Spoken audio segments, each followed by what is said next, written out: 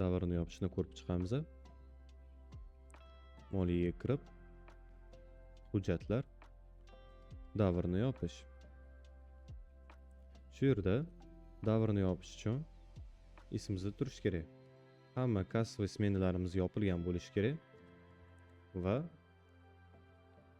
ularda sinxronizatsiya qilingan bo'lishi kerak. Yaratishni bosamiz. Sanani har doim bugungi sanadan 1-2 kun oldin orqaga olamiz.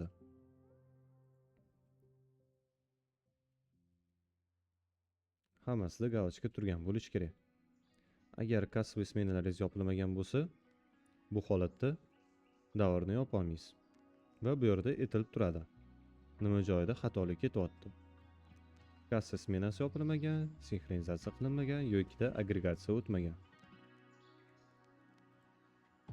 Keyingisini tanlab, saqlashni bosamiz. Yopilishini kutib turgunimizcha tushuntirib o'taman. Davrni yopish sizga hisobotlaringizni o'rtancha narxlarini ko'rish uchun kerak bo'ladi.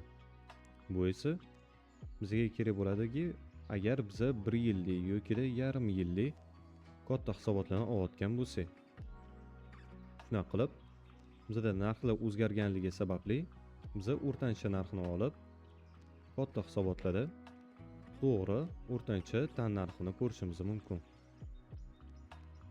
Va buni boshqa talablari ham bor.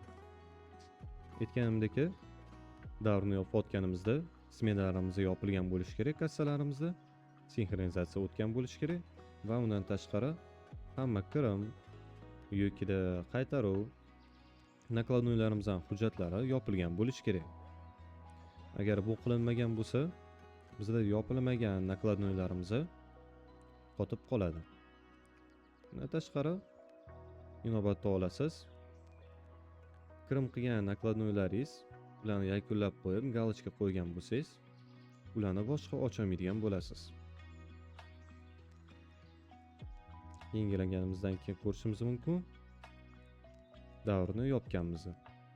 Ana endi hisobotlarda 11-iyul sanasigacha o'rtancha narxi bo'yicha xaridlar bo'yicha hisobotni chiqarishimiz mumkin. Savdolarga qilib, sotuvlar tahlili. Bu yerda davrni biz faqatgina 11-chislogacha qo'yishimiz kerak bo'ladi. Va narxni hisoblashni o'rtancha narx bo'yicha. Shunaqa qilib, biz katta hisobotlarni ham ko'rishimiz mumkin bo'ladi.